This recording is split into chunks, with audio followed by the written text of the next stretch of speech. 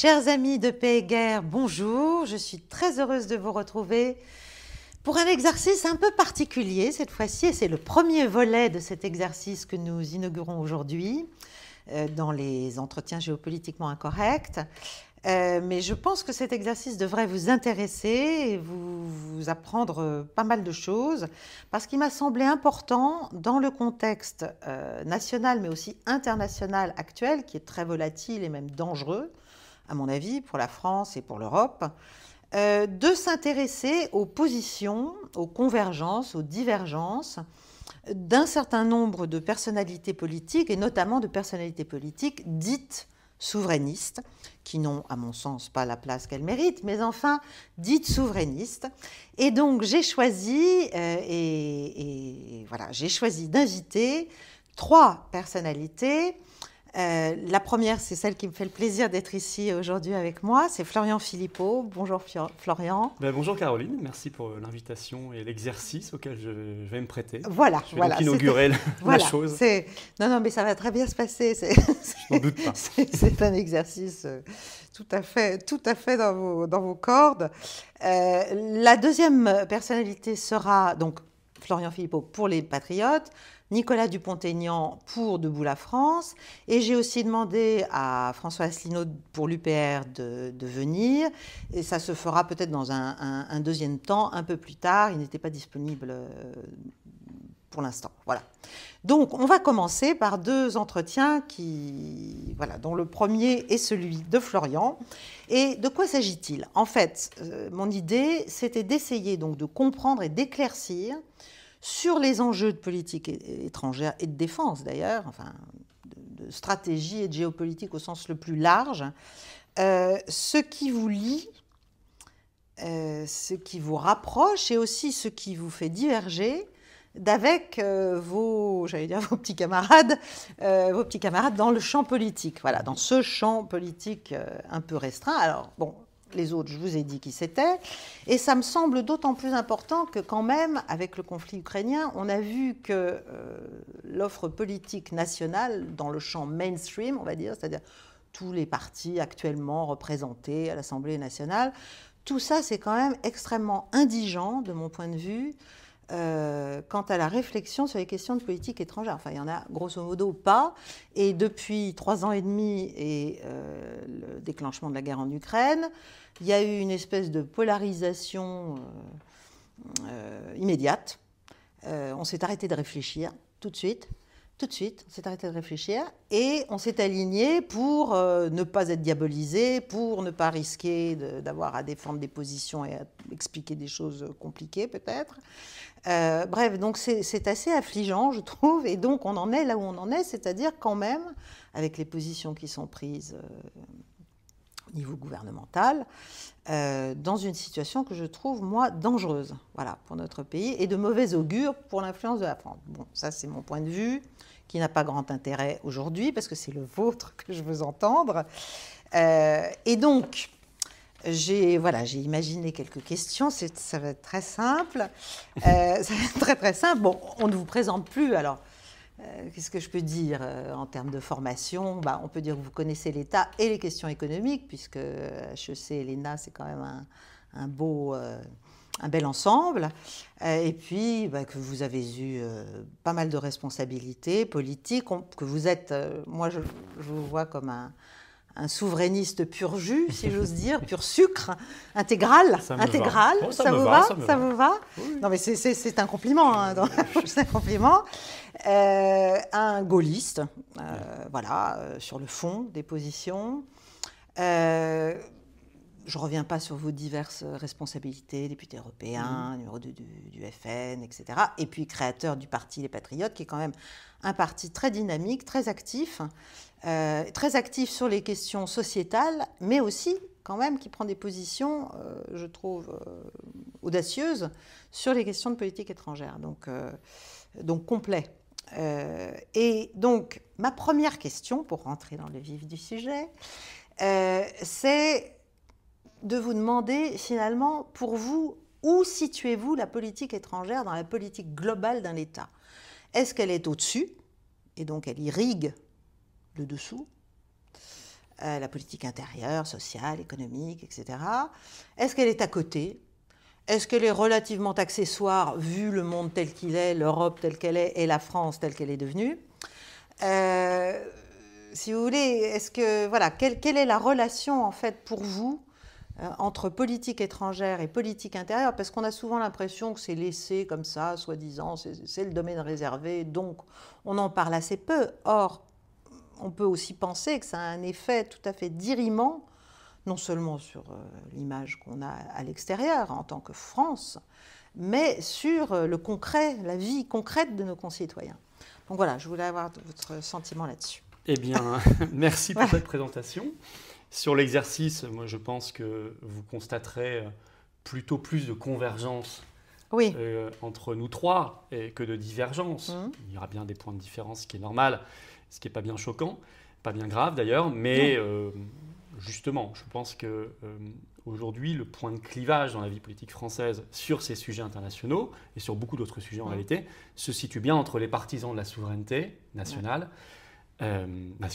pas européenne. Oui, mais on va Emmanuel en parler Macron, après. on va en parler. On va passer à l'Europe. Et évidemment, tout ce qui, pour moi, constitue, j'appellerais par facilité le système, c'est-à-dire tous ces partis qui, avec des nuances, se retrouvent globalement dans la gouvernance française ou européiste telle qu'elle est depuis pas mal de temps maintenant, et qui ont une position, vous l'avez dit, sur l'Ukraine, qui est effectivement assez navrante, dangereuse, et qui par ailleurs en réalité font tout pour ne pas en parler surtout. Oui, c'est ce qu'on peut constater. On n'en parle pas beaucoup. Mm. Alors, pour répondre à votre question que je trouve absolument passionnante, littéralement parce que elle est, je pense qu'elle est très pertinente pour entrer dans le sujet et qu'elle est souvent mise de côté. Moi, j'ai toujours été frappé de regarder, par exemple, quand on regarde les actualités, on fait faits divers, un peu de politique à l'Assemblée nationale, la dernière prise de bec entre le ministre et le député, ou je ne sais pas quoi. Et puis à la fin, vous avez politique étrangère. Alors, politique étrangère, un sommet, quand on vous en parle, un sommet en Chine, un peu d'Ukraine, etc., du Moyen-Orient, et si on a un peu de chance, quelques autres sujets, et puis c'est tout. Politique étrangère. Et là, les gens décrochent en se disant étrangère, donc ça ne me concerne plus. Et même parfois, on met Bruxelles dans la politique étrangère. La Commission européenne a décidé que... Bon. Or, il faut bien que les Français réalisent que la politique étrangère, elle a un impact en fait sur leur vie quotidienne. C'est ça. Et je crois que ces dernières années nous ont aidés à le réaliser, notamment à travers la question énergétique. Oui. On a bien vu que nos prises de position diplomatiques sur la guerre entre la Russie et l'Ukraine avaient un impact absolument concret pour les factures des gens et des entreprises concernant l'énergie. Et ça, c'était immédiat et concret. Est-ce qu'on paye la même chose si on fait des sanctions contre la Russie ou pas? Ben non. Est-ce qu'on paye la même chose si on continue avec les gazoducs Nord Stream ou pas? Ben non. Est-ce qu'on paye la même chose si on se tourne plutôt vers le GNL américain ou si on continue avec le gaz ou le pétrole également russe? Ben non. Donc, or l'énergie, ça c'est concret pour les gens. C'est concret pour les ménages et c'est concret pour les entrepreneurs ou pour les industriels. C'est extrêmement concret. L'énergie, comme dit Charles Gave, l'économie, c'est l'énergie en mouvement. Donc ça, c'était évident. Et puis, sur d'autres aspects, je crois qu'on l'a vu aussi pendant le Covid. Je prends des exemples très concrets pour vous répondre. Où on a vu, par exemple, qu'à un moment, on s'est rendu compte qu'on était complètement dépendant sur la filière médicaments. Et même, on ne savait plus fabriquer en France des cotons-tiges. Pourquoi? Parce qu'on avait délocalisé. Alors on dirait que c'est de la politique économique. Pas que. Parce que si on décide de rentrer dans le schéma mondialisé de l'économie, c'est bien aussi qu'on a décidé de ne plus avoir de politique commerciale, de patriotisme économique, de patriotisme industriel propre. Donc ça en dit long sur nos choix européens. Est-ce qu'on laisse à la Commission européenne le choix de négocier nos accords commerciaux? Et dès que vous rentrez dans la négociation d'un accord international, vous tombez sur la politique étrangère. Tout à fait. Donc en réalité, on voit bien que par bien des aspects, vous prenez le sujet par bien des bouts, vous tombez sur des problématiques qui sont extrêmement concrètes. Même si la politique étrangère, par ailleurs, ça n'est pas que cela. C'est aussi, et là c'est peut-être le gaulliste qui vous parle, mais je crois que ça vous parlera beaucoup, c'est aussi ce que ça dit d'un pays, de ses valeurs, de la place qu'il veut avoir dans le monde. Et la France, Alors vous savez, c'était Jean-Pierre Chevènement, dans une vie antérieure, j'avais soutenu lors de sa campagne en 2002, oui, 2002 qui craignait beaucoup ce qu'il appelait l'Erschweisserung, c'est-à-dire l'ensuissement. Il avait pris le terme de la Suisse allemande, l'Erschweisserung, l'ensuissement, c'est-à-dire il avait peur que la France devienne une grosse Suisse. Alors, ce qui nous irait en termes économiques, on serait heureux d'avoir les salaires suisses, etc. Oui. Bon. Un SMIC à 4000 francs suisses. Voilà, des choses comme ça. Ça, c'est pas de problème. Et même, ils ne sont pas dans l'UE, ils font des RIC. Enfin, il y a plein de choses très positives dans le modèle suisse. Mais par contre, c'est vrai que ce qu'il voulait dire par là, c'est-à-dire un pays qui vit un peu pour lui-même et voilà, pour ses intérêts économiques, mais qui n'a pas de voix dans le monde, qui n'a pas de vision internationale, qui n'a pas de position diplomatique, qui n'a pas de voix. La voix de la France, une certaine idée de la France, comme disait le général. Et ça, c'est pour moi, au-delà même de nos intérêts qui sont primordiaux, et c'est peut-être la chose la plus importante malgré tout, hein, nos intérêts économiques, nos intérêts migratoires, nos intérêts énergétiques, nos intérêts sécuritaires, la politique étrangère, ça en dit aussi sur l'ambition ou pas d'un pays. Et ce qu'on peut constater malheureusement, c'est que depuis maintenant pas mal, on va dire, de décennies. Ça n'est plus simplement en années, même si je trouve que ça s'est encore aggravé. En fait, ça s'est beaucoup aggravé depuis la présidence Sarkozy, pour moi. Oui. Il y a vraiment une rupture. Eh bien, la France a renoncé à sa voix propre.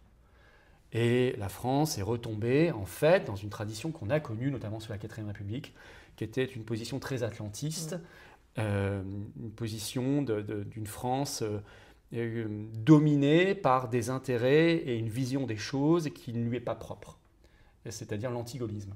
C'est ça. Voilà. Et donc, à la fois, nous avons sacrifié des intérêts économiques, des intérêts intérieurs nationaux très importants en renonçant à une politique étrangère indépendante, et d'un autre côté, je trouve que nous ne sommes pas à la hauteur de ce qu'est la France. Et nous trahissons l'âme de la France. Et ça, pour moi, je le mets à égalité, parce qu'un pays, ça n'est pas qu'une somme d'intérêts économiques, c'est aussi une âme. C'est aussi, et ça, tout le monde ne sera pas forcément d'accord avec moi, mais moi je le ressens profondément comme cela, parce que j'aime la culture, j'aime l'histoire de France, je m'y intéresse, et je suis navré de voir que notre pays n'est pas là où il devrait être, pour moi-même, et je le pense aussi pour pas mal de peuples dans le monde qui attendent autre chose de la France. Tout à fait, mais ça c'est la question de l'utilité de la France aussi. C'est ça. À quoi peut-elle être utile dans le monde si elle est en fait alignée ou diluée? Oui. C'est une vraie question. Alors, je vous remercie. Ça m'amène sur le deuxième point, qui est évidemment un point qui fait plus litige peut-être, alors entre vous trois peut-être, mais même d'une manière générale sur lequel il serait bien peut-être d'éclaircir vraiment les choses pour ceux qui n'auraient pas une vision très précise de vos positions. Alors, le Frexit, la sortie de l'euro, la sortie de l'UE, et derrière, on revient sur une politique étrangère encore plus claire, la sortie de l'OTAN.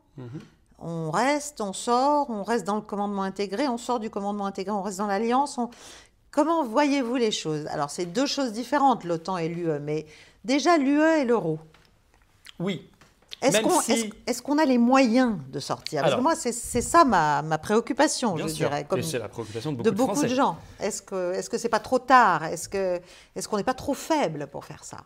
Alors, UE-OTAN, d'abord, les sujets sont moins séparés qu'ils ne le paraissent. Parce que vous savez que l'OTAN est dans les traités maintenant, et que tous les projets de défense européenne ou d'armée européenne, quand certains osent le mot, sont toujours, malgré tout, à la fin, liés à l'OTAN.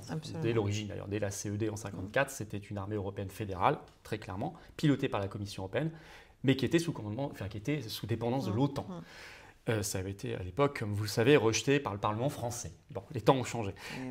Ceci dit, cette idée revient en ce moment, on y reviendra. Mais moi, je vais être très clair avec vous. Oui, je pense qu'il faut sortir de l'Union européenne. Oui, je pense qu'il faut sortir de l'euro. Oui, je pense qu'il faut sortir de l'OTAN. Commandement militaire intégré, ça va de soi, que Sarkozy nous a recollé dedans. Il a fait l'inverse de ce qu'avait fait le général de Gaulle, mais le général de Gaulle, quand il a quitté le commandement militaire intégré de l'OTAN, c'était très fort, avec derrière le déménagement du siège de l'OTAN de Paris à Bruxelles, le départ des bases militaires américaines Et c'était une époque, d'ailleurs, il y avait le discours de Phnom Penh, il y avait le discours sur la guerre des 7 jours, il y avait une voix de la France. Il y avait une voix de la France, et il y avait ce qui lui a coûté cher, d'ailleurs, je pense, un peu plus tard. Il a coalisé beaucoup d'ennemis de la France contre lui à ce moment-là, mais c'était très très fort parce que nous étions en pleine guerre froide, et il n'a pas quitté l'OTAN. Parce qu'à l'époque, il avait aussi, quand il y a eu la crise des missiles de Cuba, il a pris ses responsabilités et il a été du côté américain. Absolument. Et il fut l'un des seuls, il a d'ailleurs regretté dans ses mémoires de ne pas avoir eu de soutien à ce moment-là, à s'élever contre la construction du mur de Berlin. Et donc, on a un général de Gaulle qui prend des positions fortes et qui en même temps ne rompt pas non plus avec les États-Unis, parce qu'il y avait quand même le contexte de la guerre froide, la crise des missiles, ça n'est pas rien. Aujourd'hui, la guerre froide est terminée. Certains, je sais, on veut nous y replonger, mais objectivement, elle est terminée. Le monde n'est absolument plus le même. Le monde, d'ailleurs, aujourd'hui, je trouve beaucoup plus riche et intéressant avec ses BRICS, ce multilatéralisme, enfin, on y reviendra. Et donc, je pense que l'OTAN aurait dû disparaître en même temps que le pacte de Varsovie. J'ai pris un peu à l'envers, en fait, je me rends compte. Je voudrais qu'on avance sur l'OTAN avant le... Non, mais on a fait... voilà. Ça n'a pas d'importance. Mais donc, je pense qu'aujourd'hui, l'OTAN, en fait, n'a plus de raison d'être. Et vous savez, on aurait pu... à la fin des années 90, on n'était pas dans le commandement militaire, on n'était pas encore revenu. Mais malgré tout, je trouve qu'on s'est déshonoré avec la guerre des Balkans, avec ces guerres illégales. Quand on a bombardé la Serbie, alors que Mitterrand disait, la Serbie, moi vivant, jamais. Sans mandat, qui était quand même un allié traditionnel de la France, une amitié historique. Et voilà, et ça c'était l'OTAN, et puis tout ce qu'il y a eu avant et après. Donc je pense que nous n'avons pas besoin, il ne faut plus aujourd'hui qu'il y ait ce type de structure dont on nous présente hypocritement la chose en disant que c'est une structure défensive, alors que tout démontre, et c'est très très vrai dans la crise ukrainienne, que c'est aujourd'hui une structure offensive. C'est une structure qui cherche à contenir la Russie, voire pire, puisque si vous écoutez... Alors, elle n'est pas à l'OTAN, elle est à l'UE, mais enfin, aujourd'hui, ça se mélange. Vous savez, on avait dit pour von der Leyen, si elle n'avait pas pu être recasée à la Commission, on l'aurait mise à la tête de l'OTAN. Donc, tout ça, c'est le même petit monde. Kaja Kallas, qui est quand même... On est représenté par Kaja Kallas, la haute représentante, là, qui avait déclaré, il n'y a pas très longtemps, il faudrait découper la Russie en plusieurs régions. C'est son rêve. Donc on voit, c'est son rêve. Alors elle parle comme ancienne première ministre de l'Estonie, peut-être.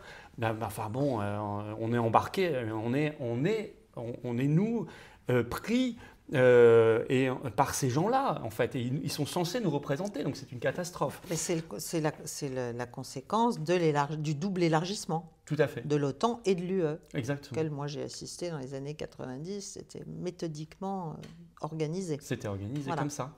Et d'ailleurs, l'Europe de l'Est les pays d'Europe de l'Est qui avaient une très mauvaise position pendant la guerre d'Irak en 2003, ils soutenaient Bush Junior. La jeune Europe. À l'époque, quand Chirac leur avait dit, ils ont perdu une bonne occasion de se taire. Donc, on a, je pense qu'il ne faut plus qu'il y ait d'OTAN.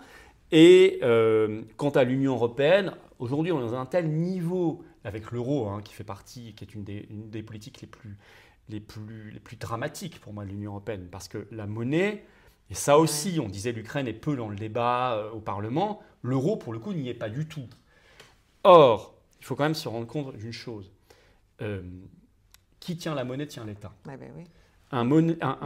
C'était Marie-France Garot qui disait, elle répétait en fait, je ne dis pas qu'elle répétait, mais elle avait son talent propre, mais ce qu'elle dit n'était pas totalement nouveau non plus. Elle disait un État se caractérise par une population, un territoire, une armée, une loi, une monnaie.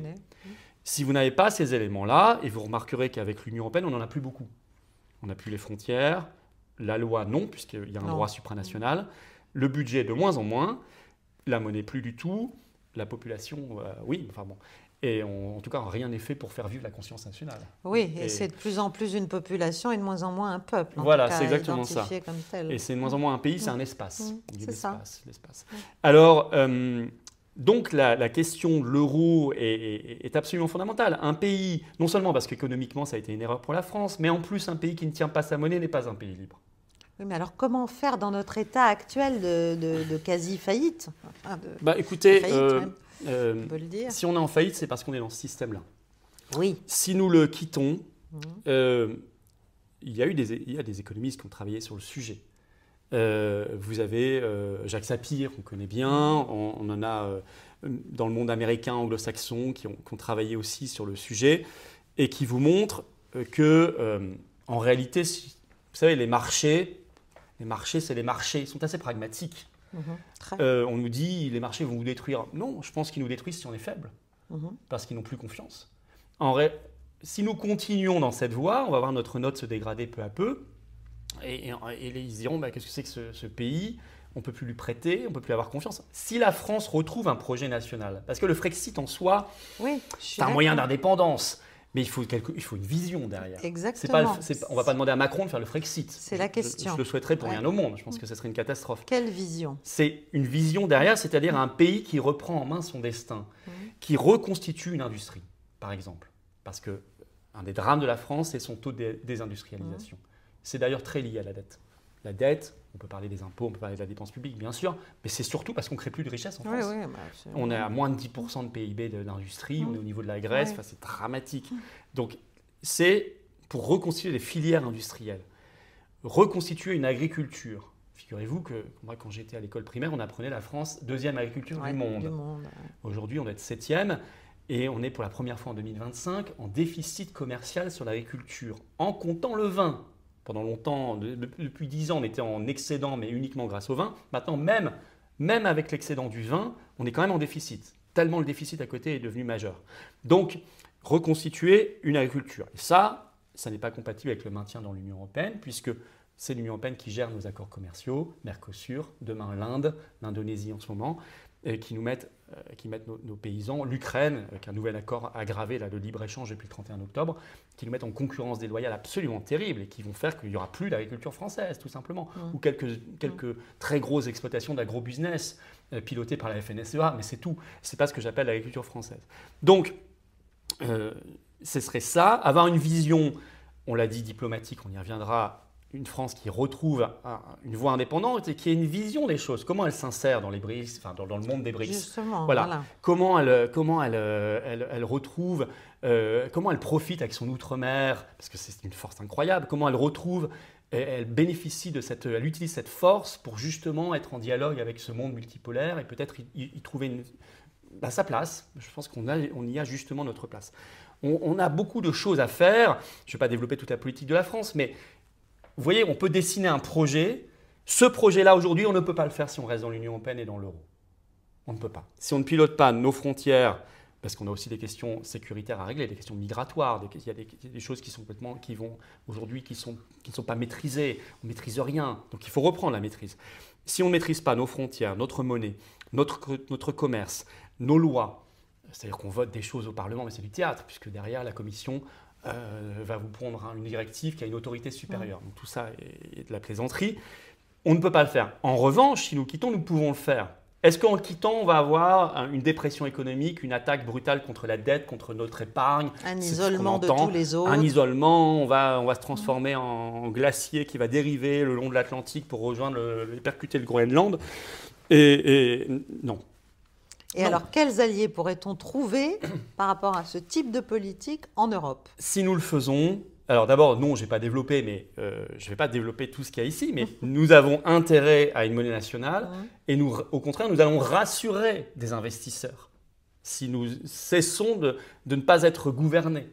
Si nous cessons d'être aujourd'hui ballottés comme le bouchon de liège sur le cours d'eau, ce qui est le sentiment des investisseurs qui se disent « mais que fait la France? Où va-t-elle » Si on impulse une dynamique, on montre un projet, on dit voilà, on va être une terre très avantageuse pour la réindustrialisation, pour ceux qui veulent créer en France, et il faudra une politique agressive, très attractive, au même moment, justement, pour rassurer. Alors, nous aurons, puisqu'on n'est quand même pas rien, on a quand même une assise, on a une assise pas qu'industrielle économique, on a une assise politique, on a une assise militaire et on a une assise scientifique. On a encore des ingénieurs bien formés, on a toutes les raisons de croire en nous. Et comme gaulliste, je ne peux que croire en nous, je ne peux pas me résigner en disant de toute façon on ne peut pas le faire parce qu'on ne peut pas le faire, parce que c'est trop tard. Pour moi, ça n'est pas une politique, ça. Ce n'est jamais trop tard. Non, si on estime que quelque chose doit être fait, il faut le faire. Je ne dis pas que tout se passera merveilleusement par un coup de baguette magique du jour au lendemain. On va avoir du boulot, mais au moins les gens se diront, et la jeunesse de France se dira, tiens, on va bosser, on va se retrousser les manches, mais pour quelque chose. Et c'est quand même mieux que pour rien. Aujourd'hui, on se dit, mais il y a un nihilisme total aujourd'hui. Pourquoi on travaille? Quel est le but? Pourquoi on fait des études? Pourquoi on paye des impôts? Les gens ne savent même plus. Quel est le projet de la France? Quelle est son identité? Quelle est sa voix? Quel est son... Ben, il n'y en a pas, on ne sait pas, on ne sait rien. Donc, ce n'est pas du tout motivant. On veut juste partir ou arrêter de payer des impôts ou essayer de frauder. Ou les gens se débrouillent comme ils peuvent parce qu'ils ne comprennent plus ce qui se passe. Là, on comprendra. Et donc, moi, j'ai confiance dans notre pays, dans ses ressources et dans les ressources de son peuple. Donc, si nous quittons l'Union européenne et l'euro, il n'y a plus d'Union européenne et d'euro. Est-ce que vous pensez ça? Ah, les autres ne vont pas rester ça n'est pas possible. Et juste nous dire bon courage. On n'est pas le Royaume-Uni. Bon on n'est pas un pays qui est arrivé dans les années 70, insulaire, même géographiquement périphérique. On est un pays fondateur, central, à tout point de vue, et à commencer par la géographie. Et la géographie, fait l'histoire. C'est pas vous que je vais l'apprendre. Et donc, la France, par ailleurs, par son poids économique, représentant une large partie, 25% du panier de l'euro, si la France s'en va, il n'y a plus d'Union européenne et d'euro. L'idéal, ce serait qu'on le fasse, par exemple, le même jour que l'Italie, l'Espagne, la Grèce, etc.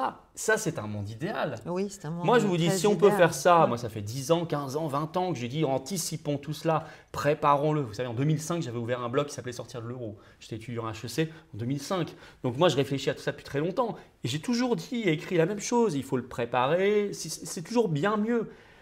Je ne suis pas certain que ça se fera comme ça. Mais est-ce qu'on peut accepter de crever? Non. Non. Donc partons. Et on gérera. Mais alors, ce qui est certain, c'est que vous n'aurez pas à côté un euro moins la France ou une Union européenne moins la France. Je pense qu'à ce moment-là, il y a plein de peuples qui vont se dire il y en a un qui l'a fait. D'ailleurs, ce n'est pas le premier, parce qu'en fait, le Royaume-Uni l'a fait. Mais un pays maintenant plus central l'a fait. Eh bien, c'est à nous maintenant. J'ai toujours envie de dire, j'ai coutume de dire, on va partir, mais on va laisser la porte ouverte. Oui, mais les Allemands vont quoi, feraient quoi? Reprendraient leur marque? Oui, mais je veux ça vous ne serait dire. pas forcément une bonne idée pour nous, ça. Ah ben si, c'est pas gênant. En 1950, donc 49, RFA, RDA, apparition du mark, Deutsche Mark. À l'époque, un mark égale un franc. On arrive à la fin, passage à l'euro, vous savez, à l'époque, c'était un mark égale 3 francs 50. Parce qu'on avait progressivement dévalué le franc, parce qu'on n'a pas la même productivité que l'Allemagne, on n'est pas l'Allemagne, on n'est pas les Allemands. Voilà, c'est tout, il faut assumer. On n'est pas le même pays, on n'a pas les mêmes aspirations, on n'a pas le même modèle social, on n'a pas les mêmes consensus sociaux, on n'est pas le même peuple. Donc on n'a pas les mêmes choix, et c'est pas grave. Donc ça se traduit par des différences, y compris sur la productivité économique. Donc on n'a pas la même monnaie. Et on dépréciait le franc progressivement et ce n'était pas bien grave. C'était pas bien grave. Le drame, c'est qu'aujourd'hui, on ne peut plus le faire. Non. Donc on est prisonnier d'une monnaie qui, pour eux, et ça c'est le rapport du FMI qui sort en juillet de chaque année, hein, pour l'Allemagne, l'euro est légèrement déprécié par rapport à ce qui devrait être, 6%. Pour la France, on est 17-18% sur appréciation de 17 à 18%. Il est trop fort. Donc en fait, vous faites 17 plus 6, on a un boulet de 25% de productivité, quoi qu'on fasse par rapport à l'Allemagne en permanence. C'est pas possible, ça n'est pas gérable. D'où l'aspiration depuis 25 ans de notre industrie par l'Allemagne, qui a aspiré grâce à l'euro notre industrie. Bon, aujourd'hui, ils ont des difficultés qui sont liées à d'autres sujets. Et moi, je me demande d'ailleurs, et vous avez là, début novembre, un économiste britannique qui a sorti tout un dossier sur comment va se passer la fin de l'euro, parce que lui, il en est persuadé. Et il dit d'ailleurs, vous y auriez intérêt. Et lui, il dit, mais le premier qui va partir, en fait, c'est l'Allemagne. Oui, on l'entend dire, ça. Oui. C'est pas du tout impossible. C'est qu'à un moment, l'Allemagne va dire, attendez, je paye. Et peut-être que j'avais un avantage pendant 20 ans, mais je ne l'ai plus. Et les Allemands, vous savez, attention, hein, autant nous, on est dans les trucs couple franco-allemand, l'Europe, blablabla. En Allemagne, c'est l'Allemagne. Oui, un sou est un sou. Oui, puis on pense à intérêt allemand. Oui, bien sûr. Non, donc, mais ils ont une vision quand même malgré tout beaucoup plus patriotique. Voilà. Et derrière, alors si on n'est plus dans l'UE, l'euro et l'OTAN, est-ce qu'on aura des dangers sécuritaires? Écoutez, on a une puissance nucléaire. On a une armée qui n'a pas été assez entretenue ces dernières années. On nous parle d'un investissement à la défense. J'en suis heureux, ça fait très très longtemps que je le demande. Mais j'espère que ce n'est pas pour tout envoyer en Ukraine. C'est mon Oui, voilà, c'est un léger doute. J'aimerais m'en réjouir. Oui. D'abord, pour l'instant, je ne vois pas grand-chose se faire. Oui.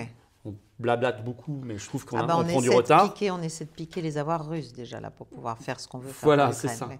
Et la France, je ne dis pas qu'on doit être seul au monde. Bien sûr qu'on devra parler avec d'autres pays, les pays européens, mais pas que. Le monde n'est plus celui du traité de Rome de 1957, il est beaucoup plus vaste.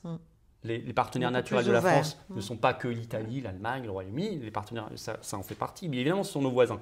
Mais les partenaires naturels de la France sont aussi le Brésil, la Chine, la Russie, l'Inde, le Japon, les États-Unis, les puissances du Moyen-Orient, les puissances. Voilà, si vous voulez. Donc, je ne crains en rien cela. Par contre, je crains énormément notre disparition si on se maintient dans cette structure qui n'a pas d'autre but. Je ne parle pas de l'OTAN, mais l'Union européenne a pour but la disparition des nations. Alors, tout à fait. Et c'était à l'origine, Jean Monnet ne disait pas autre chose, Robert Schuman ne disait pas autre chose. On les a oubliés. Ils étaient mandatés pour. Ils étaient mandatés. Il y a eu la parenthèse gaulliste, donc on a un peu oublié cela. Mais en fait, ils sont en train maintenant de reprendre le fil des origines, l'armée européenne et la destruction des nations. L'autonomie stratégique européenne, c'est très joli, moi j'aime beaucoup cette expression. Enfin, j'ai quand même l'impression que c'est une vaste mascarade et qu'en fait c'est exactement l'inverse, c'est-à-dire dans le thème orwellien qui est maintenant le thème dominant des déclarations de politique étrangère, où on raconte exactement, on essaie de pousser les gens à tout inverser dans leur tête, à être complètement désorientés. C'est orwellien. Oui, c'est complètement orwellien. Là, l'autonomie stratégique européenne, moi j'ai l'impression qu'on n'a jamais été moins autonome. C'est-à-dire qu'en fait, l'idée, c'est plutôt comment trouver beaucoup d'argent qu'on va aller donner aux marchands d'armes américains pour fabriquer des armes que nous allons, donc avec notre argent, que nous allons ensuite aller filer aux Ukrainiens dans un conflit sans objet, sans issue. Qui va juste nous affaiblir, mais qui va donner peut-être cette illusion de compter, de faire quelque chose d'important, etc. Comment vous voyez les choses, vous ? Moi, je ne veux pas l'autonomie stratégique européenne, je veux l'indépendance française. Oui. Déjà, je ne veux pas l'autonomie, je veux l'indépendance. Ce n'est pas la même chose. Après, autonomie stratégique européenne, moi, je ne sais pas ce que c'est que la politique étrangère de l'Europe. Je pense que la Pologne n'a pas la même politique étrangère que la France, et c'est normal. On n'a pas la même histoire. Je comprends qu'ils n'aient pas la même relation à la Russie que nous. Bien sûr. Mais on n'a pas de raison d'avoir la même relation à la Russie qu'eux, ce qui est plutôt en ce moment le cas. Ou bien, évidemment, les pays baltes. Donc, je ne comprends pas bien. D'ailleurs, nous avons des intérêts même parfois industriels très divergents, agricoles, concurrentiels. Donc, en réalité, je ne comprends pas bien ce que ça veut dire. Pour moi, c'est forcément déjà, à la base, si on raisonne comme ça, c'est une position française diluée. Donc, c'est un problème. Mais il y avait ce vieux rêve d'Europe puissance. Vous vous souvenez de ce concept ? Oui, mais l'Europe puissance, je veux la France puissance. Ouais. Si vous voulez, moi, mon pays, c'est la France. L'Europe puissance, je ne comprends pas bien. Quand le Japon raisonne, il ne va pas dire l'Asie puissance. Quand la Chine raisonne, elle ne dit pas l'Asie puissance. Il est normal de raisonner en fonction de son pays. Et surtout, j'ai peur que derrière l'Europe puissance, ce soit en fait l'Allemagne qui prenne le dessus sur le continent au service des États-Unis.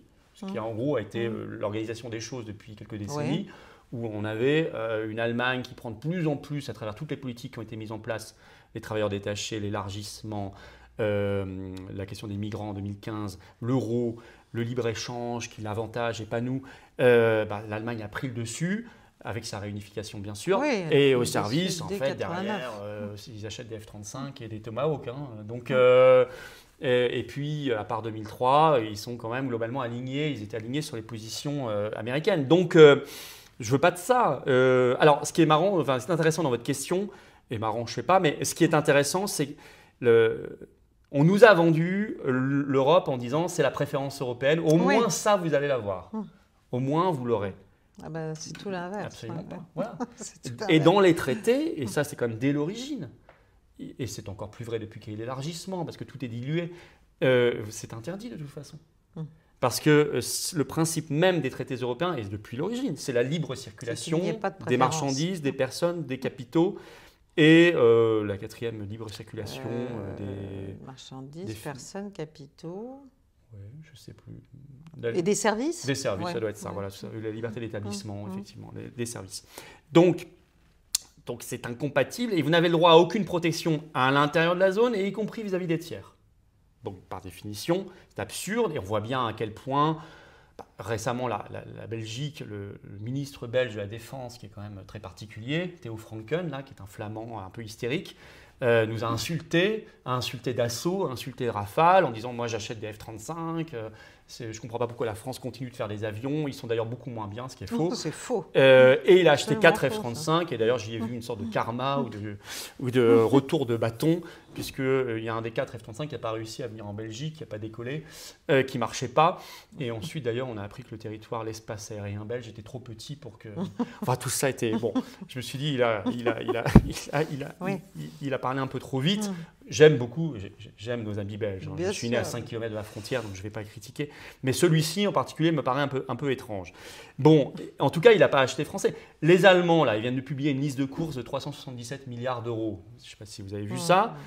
Ils font énormément travailler l'industrie allemande, Rheinmetall, bon, voilà. L'industrie américaine énormément, F-35, Tomahawk, les Poséidon, pas le Poséidon version russe, mais l'autre, américain. Et par contre, ils n'achètent rien à la France. Ah ben non, puis maintenant le conflit entre guillemets, enfin, est consommé. Ouais, ça y est. Fait. Oui, ils voulaient juste piquer la technologie d'assaut, quoi. Oui. Mais donc en fait, on voit bien, et c'est pareil pour la Pologne. Là, ce qui est même pire en ce moment, depuis l'élargissement, c'est que l'Europe nous ruine.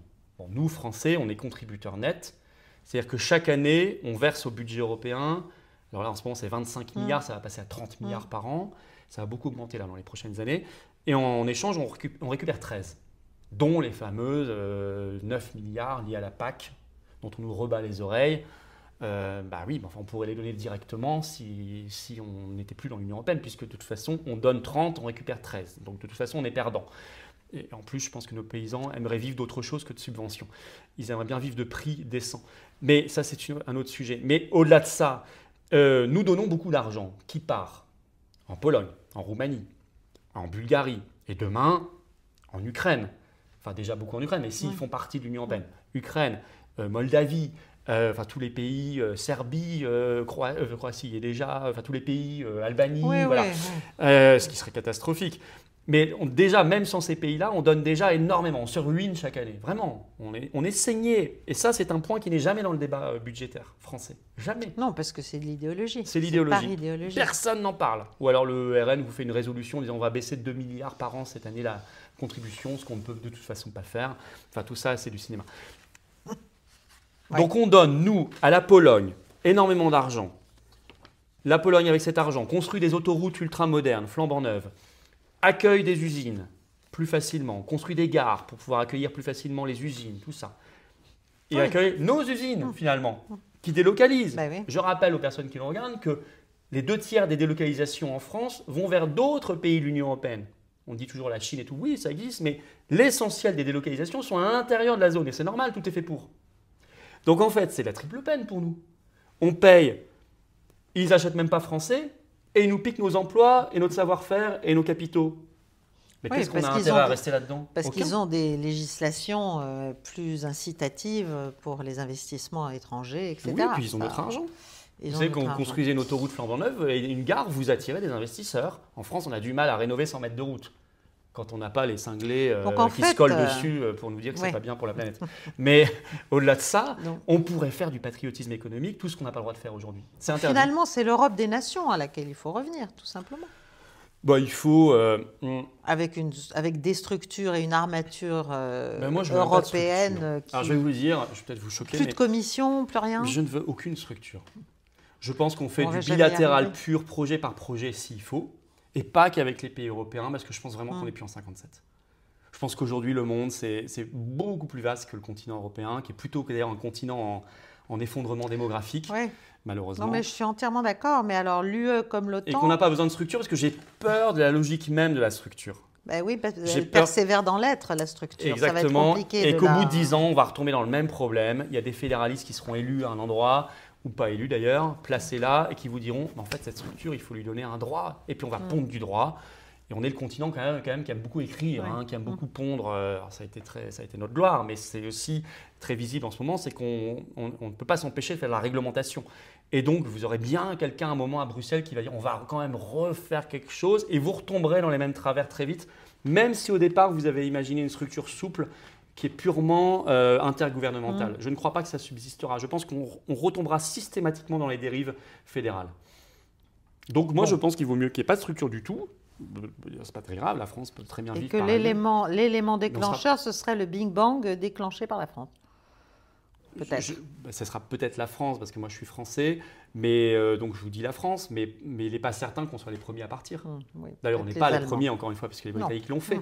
Mais il est possible que ce soit les Allemands. Il est possible. Alors, je verrais plutôt un pays contributeur net. Oui, bien sûr. Même si je sais qu'en ce moment, les Hongrois, les Slovaques, maintenant les Tchèques avec Babiš, sont très remontés contre l'Union européenne, et tant mieux. Mais je ne les vois pas partir. Parce que pour l'instant, ils gagnent beaucoup d'argent. Ils gagnent. Même si on ne leur donne pas tout ce qu'on leur doit, en fait, au nom de l'idéologie, là aussi, parce qu'ils sont contre certaines décisions prises, notamment sur l'Ukraine. Oui, c'est gelé, notamment pour la Hongrie, je crois. Oui. Alors, justement, passons au reste du monde. Alors, si vous êtes en position de définir une politique étrangère, qu'est-ce qu'on fait vis-à-vis du conflit ukrainien et plus généralement de la Russie? Qu'est-ce qu'on fait vis-à-vis de la Chine? Qu'est-ce qu'on fait vis-à-vis des États-Unis, tout de même? Qu'est-ce qu'on fait vis-à-vis du continent africain? Qu'est-ce qu'on fait? Bon, il y a l'Amérique latine, bien sûr. Il y a effectivement toute la dynamique des BRICS, au sens le plus large, dont nous avons beaucoup favorisé la consolidation par nos positions butées, entêtées et rétrogrades, à mon avis. Donc, comment vous verriez les choses? Quelles seraient les premières décisions les plus structurantes, celles qui auraient justement un effet d'entraînement sur d'autres, enfin, les lignes théoriques et les lignes aussi concrètes d'action? Vous savez, déjà, quand on va annoncer qu'on quitte l'UE et l'OTAN, ce sera vu comme quelque chose d'assez structurant, colossal, sur une redéfinition de politique étrangère. Mais derrière, encore une fois, pour un projet. Alors, d'abord, je vais premièrement réapprendre aux Français que leur pays n'est pas que les 550 000 km² du continent européen. Et je pense que c'est fondamental, et surtout aujourd'hui avec les BRICS. Il faut que les Français aient bien conscience que leur pays, que notre pays, est aujourd'hui d'ailleurs le dernier et le seul qui est présent sur tous les fuseaux horaires, ce qui était encore le cas du Royaume-Uni jusqu'il y a quelques années, mais ils ont perdu une île, donc ce n'est plus le cas. Nous, c'est le cas. Un pays monde, un pays qui n'a pas 5 ou 6 frontières qu'on imagine tous. Non, on a 30 frontières, si on les compte, et la plus grande d'ailleurs terrestre, c'est le Brésil, par la Guyane. C'est vrai. Et ça, il faut déjà bien en être conscient, parce que ça nous donne la possibilité qu'on n'utilise pas assez, d'être présent dans un tas de forums de coopération régionale. On le fait un petit peu avec la Réunion, bon, mais pas beaucoup. On n'a même pas réussi pour l'instant à régler la question de Mayotte vis-à-vis de l'ONU et les Comores. Je trouve ça, on devrait régler et purger ce problème et faire reconnaître officiellement la souveraineté telle qu'elle a été d'ailleurs définie par le référendum, en tout cas sur Mayotte. Et donc, ça nous donnerait la possibilité d'avoir des têtes de pont un peu partout. Ce qui est particulièrement stratégique aujourd'hui, puisque le monde n'est plus dans une relation évidemment bilatérale entre États-Unis et Europe, ni même la triade, comme moi j'avais. Alors moi, quand j'étais étudiant en prépa, c'était la triade, mais vous savez ce que c'était que la triade à l'époque? Et ça, c'est à la fin des années 90. C'était États-Unis, Europe, Japon. Puis la triade, ensuite, c'est devenu la Chine.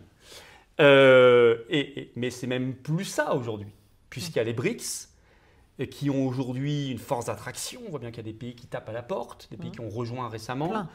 Plein, tout à fait. Et puis, ils ont dépassé en termes de PIB depuis quelques années le G7. Bon. Donc, en réalité, j'aimerais que la France comprenne, et que les Français en même temps, parce qu'il faut l'assentiment du peuple français, sinon on n'y arrivera pas, comprennent que nous avons tous les atouts et le positionnement géographique, historique, diplomatique pour être une puissance monde. Alors, on ne va pas être la première puissance mondiale, il faut pas... mais il faut déjà, vous savez, les grands pays le sont pour l'avoir voulu, comme les grands hommes. Ça, c'est très gaulliste. Et donc, dans notre tête, si on est petit, on sera minuscule. Si on est moyen, on est petit. Si on est juste grand moyen, on est moyen. Il faut qu'on soit grand, qu'on ait vraiment la politique de la grandeur.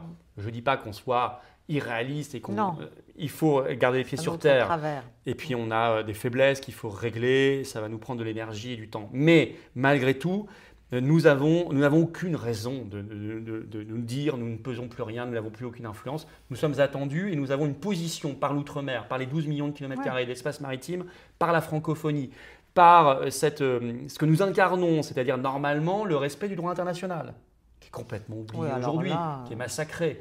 Nous avons cette position au Conseil de sécurité de l'ONU, de membre permanent.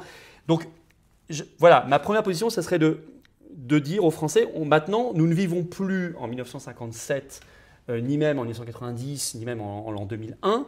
Nous vivons à une époque où il y a un monde multipolaire. Et ce monde multipolaire n'est pas pour nous une menace. Non, voilà. Tout à fait. Nous devons considérer que nous, la France, nous devons dialoguer. Et nous devons arrêter de copier les névroses américaines qui considéreraient que la Russie est un ennemi, que la Chine est le grand ennemi, etc. Pas de naïveté, on n'est ni russe ni chinois, mais on n'a aucune raison de coller à ces névroses. Nous pouvons très bien dialoguer avec la Chine et même avoir des partenariats sur certains sujets. Pareil avec le Japon, pareil avec la Russie, pareil avec le Brésil, pareil aussi avec les États-Unis. Je ne dis pas qu'il faut rompre avec les États-Unis, mais en tous les cas, voir le monde tel qu'il est, le faire comprendre à nos compatriotes, beaucoup plus utiliser cet atout qu'est l'espace maritime et l'outre-mer, nous décloisonner dans notre tête, sortir de l'UE, c'est rentrer dans le monde. Vous voyez, moi je vois les choses comme ça. On revient dans le monde. Et à ce moment-là, eh bien, nous dire voilà, où est-ce qu'on a des faiblesses, qu'est-ce qu'on pourrait imaginer? Le spatial, par exemple, aujourd'hui, il y a l'Inde qui est une grande puissance et d'autres pays. Est-ce qu'on ne pourrait pas imaginer de faire des choses ensemble? Et ça nous met dans une dynamique. Il y a les BRICS. Macron, à un moment, voulait participer à un sommet des BRICS, mais il l'a fait à un moment où il était hystérique contre la Russie sur l'Ukraine. C'était absurde, on lui a claqué la porte à la figure. Mais si la France a ce nouveau positionnement, je pense qu'elle pourrait dialoguer. Et que les BRICS seraient très demandeurs, d'ailleurs. Et que la France pourrait être une espèce de lien entre le vieux monde anglo-saxon et les BRICS. Donc, vous voyez, ça veut dire, par exemple, très concrètement sur l'Ukraine, qu'on arrête immédiatement la politique de containment, d'endiguement, d'agressivité contre la Russie, qu'on dialogue. Je dis pas que ce sera réglé en 24 heures. Non. Mais, mais en tous les cas, il est évident que l'Ukraine ne peut pas rejoindre l'OTAN. Il est évident qu'il faut prendre acte qu'en Ukraine, il y a des populations russophones, que la Crimée, il faut prendre acte. Voilà, ça a été fait en 2014, c'est comme ça et c'est inimaginable. Et que là d'ailleurs, la Crimée ukrainienne est quand même une fantaisie dans l'histoire. Totalement. Ça n'a pas de sens si on regarde les choses. Et donc en réalité, il faut redevenir un peu serein sur la question et pragmatique et arrêter d'imposer un narratif qui est en décalage complet avec le réel. Il faut reprendre le réel tel qu'il est. Parce qu'aujourd'hui, on vit dans un monde qui est en narratif mensonger et permanent, décalé complètement du réel. Totalement. En ce moment, l'Ukraine est en train de s'effondrer, mais non, on va lui donner 140 milliards de plus, alors que c'est fini. Enfin, je veux dire, le front est en train d'être enfoncé, écrasé. C'est fini et c'est dangereux de ne pas le voir. C'est très dangereux. C'est dangereux de ne pas le voir. Sur le Moyen-Orient, je pense que la France doit avoir une position indépendante, mais elle l'a eu dans le passé. Ça veut dire qu'on sera les ennemis d'Israël. Ça veut dire qu'on arrête d'être complètement collé à la politique américaine qui a fait qu'on a oublié notre politique arabe. On a une politique arabe. Absolument. Et quand on avait une politique arabe, il ne me semble pas qu'on était les ennemis d'Israël. Ça a chauffé à certains moments, comme ça a pu chauffer avec à certains pays arabes aussi à d'autres moments. Mais on doit défendre réellement les deux États. Pas comme ça, une espèce de... ce qu'a fait Macron, on n'a même pas bien compris finalement. Non. Il l'annonce 3 mois avant, il le dit, ça passe totalement inaperçu, parce que ce qu'on retient finalement de son voyage à New York le jour de son discours, c'est qu'il a été bloqué son escorte a été bloquée dans les rues par Donald Trump. C'est la seule chose qu'on a retenue de son voyage, parce qu'on n'a pas bien compris. Et parce qu'il n'y avait pas de vision derrière. Il n'y avait pas de vision. C'est comment essayer d'apporter, c'est très compliqué, essayer d'apporter la paix, comment essayer de construire les choses intelligemment, Non, il n'y avait rien. Donc, c'est la position d'une France indépendante. Vis-à-vis des États-Unis, il va falloir rappeler certains principes. On n'accepte pas que nos entreprises soient pillées, on n'accepte pas que notre pays soit écouté. Il le sera sûrement, et j'espère qu'on le fait aussi, mais en tout cas, on râle quand on le sait. J'ai toujours eu le souvenir, quand on avait appris sur Hollande, que la NSA nous écoutait au-dessus de l'ambassade américaine, la Concorde, soi-disant des travaux qui cachaient en fait des grandes oreilles à quelques dizaines de mètres de l'Élysée.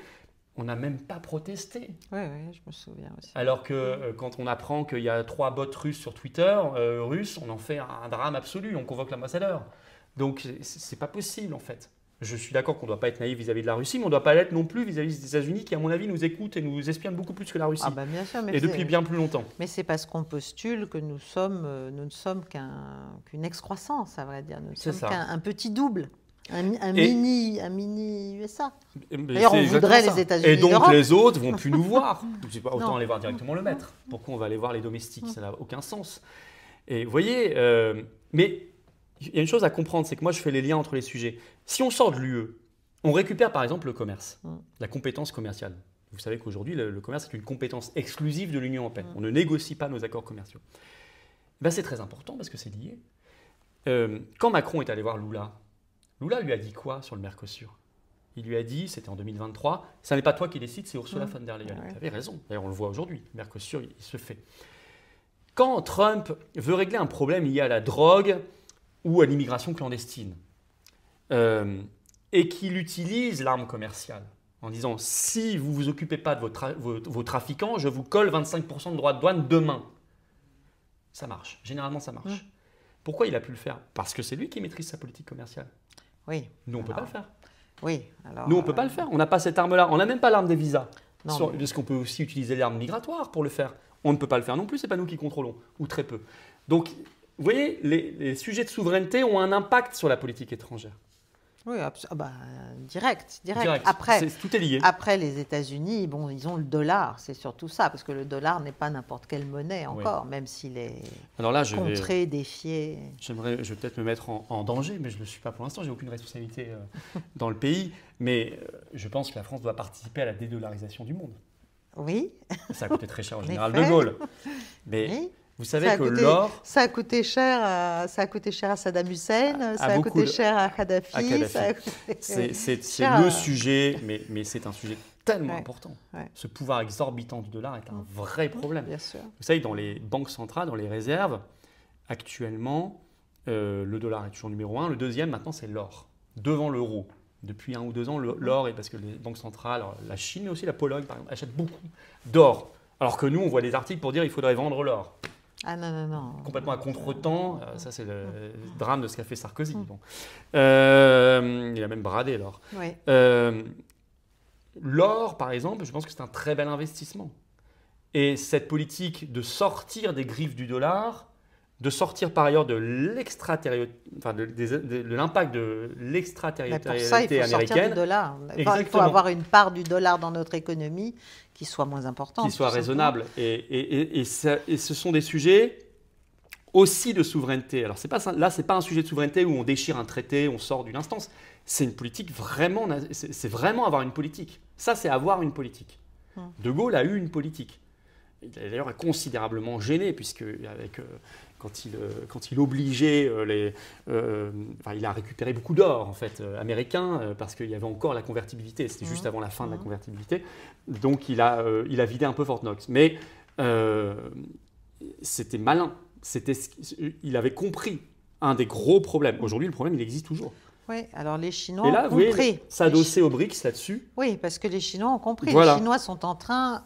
Enfin, il se dit qu'il y a quand même des projets pour avoir un jour un yuan indexé sur l'or. Et on les voit souvent passer des accords entre eux. Faire ce que les Américains ont finalement cessé de faire à un moment donné. Voilà, exactement. Donc là, on revient à ça. Revenir à ça, redonner une valeur à la monnaie réelle, sortir de cette spéculation, de ces bulles complètement délirantes. Et on voit souvent les BRICS passer des accords entre eux pour se payer en monnaie nationale certains produits. Bon, ça reste pour l'instant assez embryonnaire, assez petit, mais on voit une direction. Et la France pourrait s'adosser à ça. C'est plus simple, paradoxalement, que dans les années 60, où on avait peu d'alliés pour le faire. Le monde était plus petit en 1960. Là, c'est beaucoup plus facile. La Chine représentait rien. Bon. Et donc, si on veut le faire, on a des alliés puissants, potentiellement. Et il faut le faire.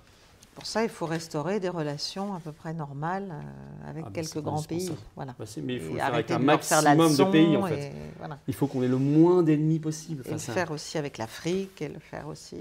voilà, parce que ça aussi, l'Afrique, c'est un véritable sujet pour l'avenir. C'est une catastrophe. Et là aussi, on a été viré.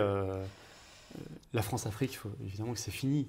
Aujourd'hui, il y a une aspiration, et c'est bien naturel, des peuples africains, des jeunesses, à exister, et on ne reviendra pas à avant. Mais on pourrait quand même avoir une vision, on n'en a pas. On s'est juste fait chasser comme des malpropres. Et finalement, quelle est notre vision? Comment on pourrait... Moi, je pense qu'il faut réessayer. Il n'y a pas de raison qu'on soit absent d'Afrique. C'est idiot d'abord. Et puis la francophonie continue de vivre, donc on y a une place.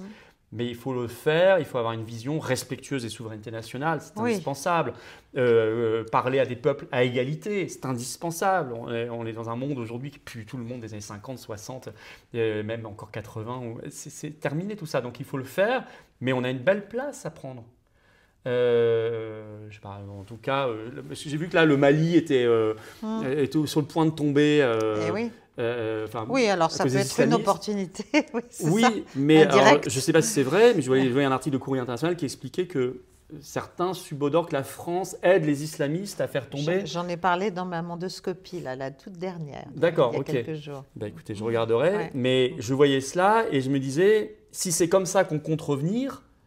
Oui, ah bah non, c'est une mauvaise idée. Oui, ça c'est une mauvaise idée. Ah bah bien sûr, mais j'espère que ce n'est pas le cas. Si on apprend que la France a aidé des djihadistes à prendre le pouvoir, à faire tomber Bamako, pour ensuite justifier une intervention, pour vendre un argument à l'opinion publique, etc., c'est dangereux. C'est vrai, mais ce ne serait pas une première dans l'histoire. Regardez ce qui s'est fait en Syrie. La Syrie est un parfait exemple de cela. Et d'ailleurs, aujourd'hui, c'est quand même des islamistes parmi les plus terrifiants qui sont au pouvoir à Damas. Voilà. Avec l'aval et l'encouragement et le soutien quand même de tous les pays occidentaux à peu près. Donc, on accueille à bras ouverts à l'Élysée. Voilà. Bon, donc là, on a brossé une belle fresque de ce qu'il faudrait faire. Alors maintenant, on le fait comment dans le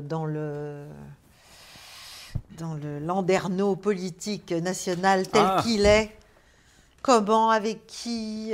Parce que c'est quand même, c'est terrible cette espèce de marginalisation alors qu'on est sur l'essentiel et que finalement le reste du marigot politique, Landerneau c'est encore trop sympathique, marigot politique, ne se préoccupe finalement que de choses assez secondaires et pas de ça, pas de rétablir une vision pour avoir une cohérence et une résilience. Non mais c'est vrai.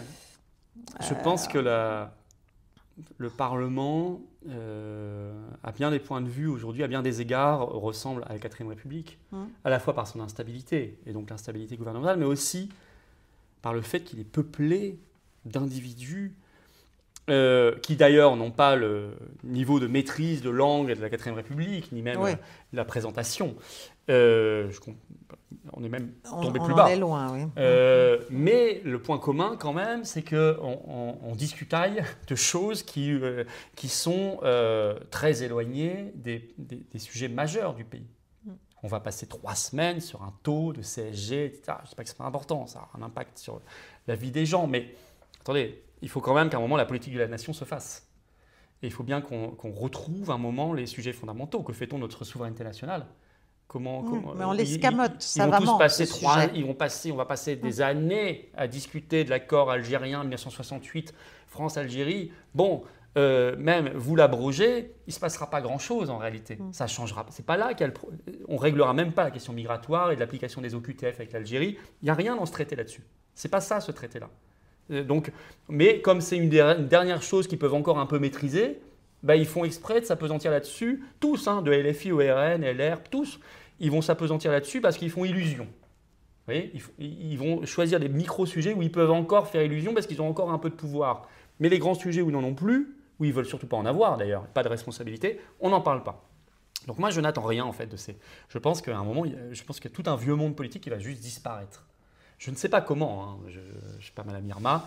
Je pense simplement que la seule chose qu'on a à faire, c'est de travailler chaque jour et de proposer aux Français une alternative crédible, un projet, de le travailler et de rassembler. Et rassembler. Et ça, je le dis à mes 2 autres petits camarades souverainistes qui passeront après moi, ils le savent, parce que je leur propose depuis longtemps. il faut évidemment que nous ayons des candidatures uniques. Il faut évidemment, par exemple, j'avais proposé à la présidentielle 2027 qu'il y ait une primaire souverainiste. Non pas que je sois un fan des primaires, c'est même pas la tradition française, mais c'est qu'au bout d'un moment, je ne vois pas d'autre solution pour assurer le rassemblement. Si chacun annonce déjà sa candidature à la présidentielle, un peu hypothétique, parce qu'il y aura la question des signatures, etc. Mais même peut-être que Nicolas Dupont-Aignan peut avoir les signatures parce qu'il les a déjà eues 3 fois. Il a déjà été 3 fois candidat. Mais derrière, et c'est pas lui faire offense, c'est la même chose pour moi, ce serait la même chose pour François Asselineau. Si c'est pour faire 1 ou 2 ou 2,5% derrière, ça servira à quoi? Pour avoir un micro-accès les 3 dernières semaines aux médias, dire quelque chose peut-être de très bien et très intelligent, mais dans un brouhaha de bêtises, avec Attal, Philippe, Bardella, enfin tout ça, on le sait déjà, le niveau va être dramatique, ça servira à rien non plus. Par contre, créer une dynamique, un espoir dans la famille souverainiste qui est beaucoup plus importante qu'on ne le dit. Oui, et qui d'ailleurs va au-delà de la droite elle-même. Enfin, moi, je n'ai jamais raisonné en droite ou gauche. Il faut aller beaucoup plus large. Moi, je ne suis pas pour l'union des droites ou des gauches, je suis pour l'union des patriotes. Et je pense que ce clivage est un piège. Et je pense il y a des sensibilités, mais il faut unir tout le monde.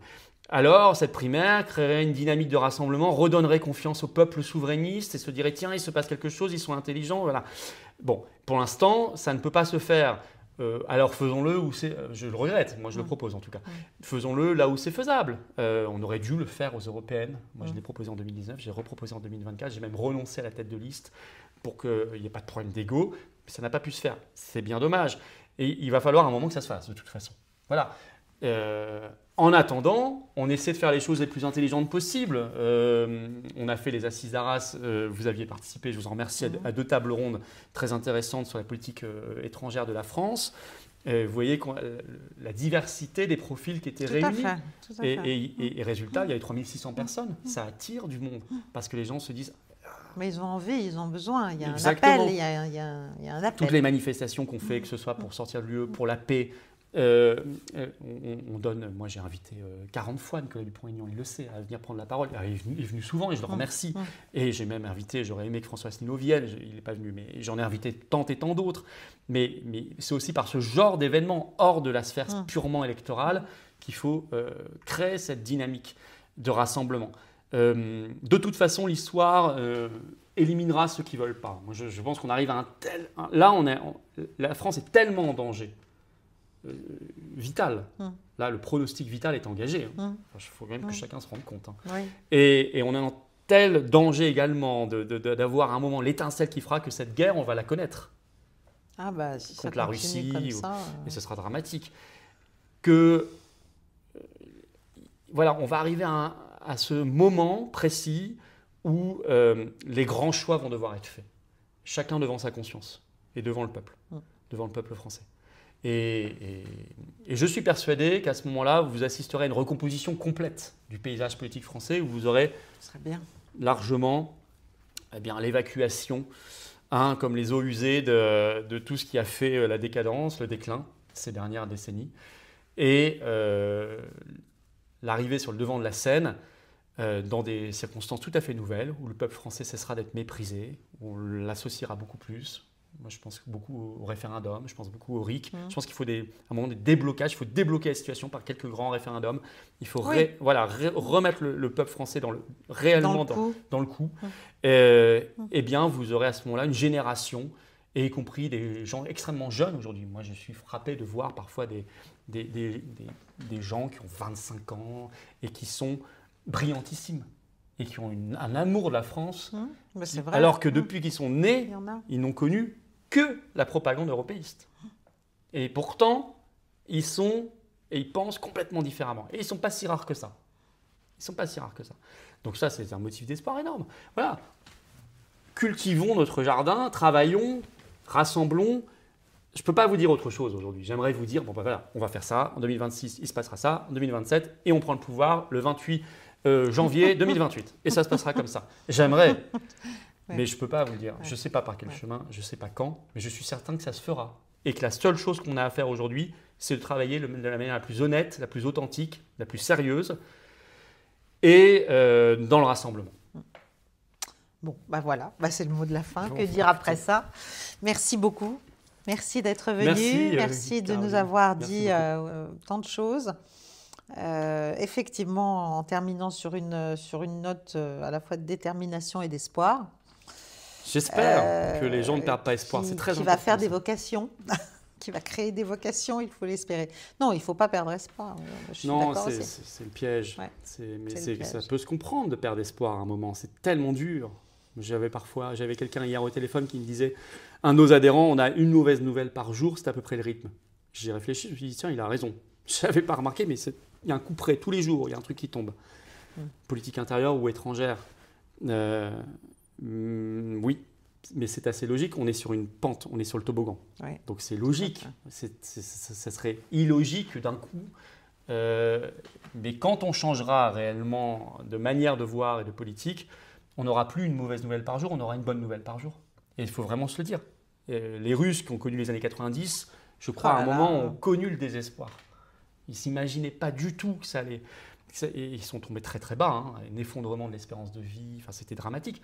Ils étaient humiliés internationalement. Ouais. Pillés.